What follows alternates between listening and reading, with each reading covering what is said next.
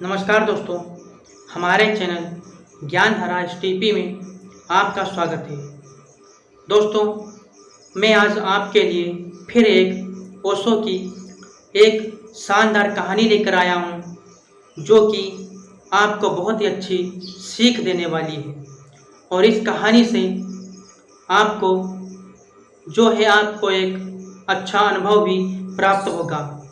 और दूसरी बात यह है दोस्तों, मैं ओशो की ही कहानियाँ लेकर के आता हूँ और आप जानते ही हैं हमारे चैनल पर ज्ञानधारा एसटीपी पर ओशो की ही कहानियाँ आपको मिलेंगी, क्योंकि ओशो की कहानियाँ समाज को एक नई दिशा दिखाती हैं, समाज को एक नया मोड़ देती हैं।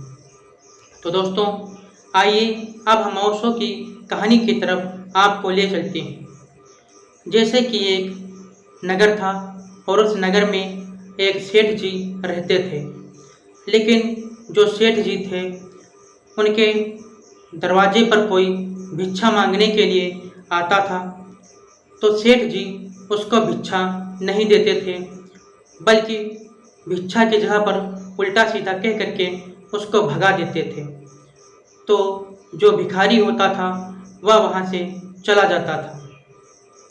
होता क्या है, नगरवासी सेठ के इस व्यवहार से बड़ा उन पर क्रोधित रहते थे और नगरवासी सोचते रहते थे कि यह सेठ अंतकाल में नरक को जाएगा, इसने लोगों को देना सीखा ही नहीं है, दान पुण्य करना जानता ही नहीं है, ऐसा नगरवासी सेठ के प्रति सोचा करते थे।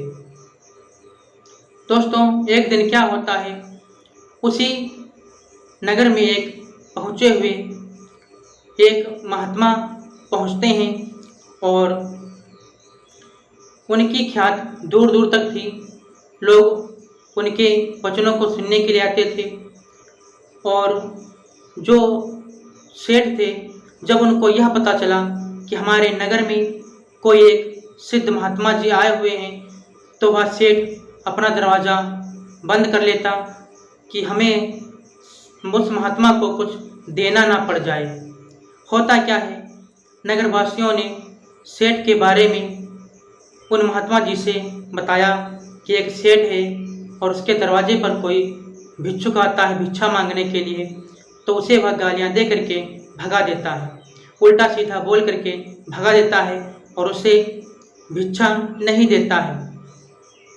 तो महात्मा जी ने जब यह सुना सेठ के बारे में, तो महात्मा जी ने कहा, ठीक है, मैं कल ही सेठ के दरवाजे पर दस्तक दूंगा जा करके। होता क्या है, वह महात्मा जी सुबह होती है और समय 10 के करीब होता है, तो महात्मा जी उसी सेठ के दरवाजे पर पहुंच जाते हैं और फिर महात्मा जी कहते हैं कि हमें भिक्षा दो आ करके।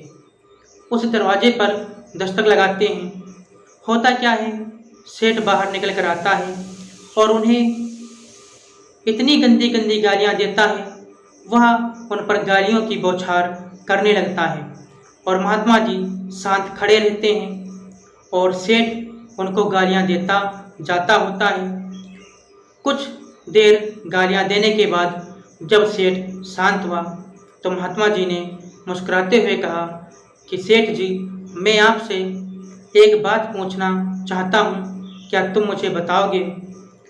तो वह सेठ कहने लगा, ठीक है महात्मा जी, बताओ कौन सी बात पूछनी है तुमको, गुस्से में सेठ ने बोला।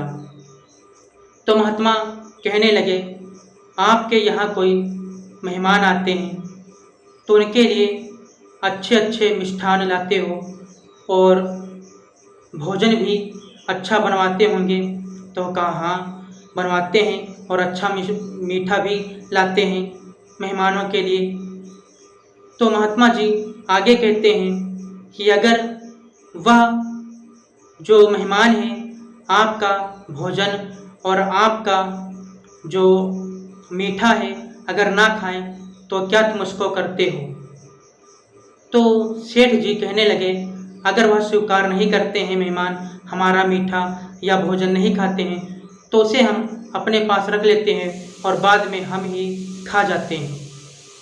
तो फिर महात्मा जी बोले उसी प्रकार से जो तुमने हमें ये गालियाँ दी हैं, लेकिन हमने आपकी गालियाँ ली ही नहीं। जिस तरह से मेहमान तुम्हारा मिष्ठान स्वीकार नहीं करते हैं तो तुम्हारे पास ही वह मिष्ठान रह जाता है और तुम्हें उसका फिर स्वाद चखते हो, उसी प्रकार से हम भी आपकी गालियाँ हमने नहीं ली हैं तो आपकी गालियाँ आपके पास ही रह गईं और आप भी इसका स्वाद चख रहे हो।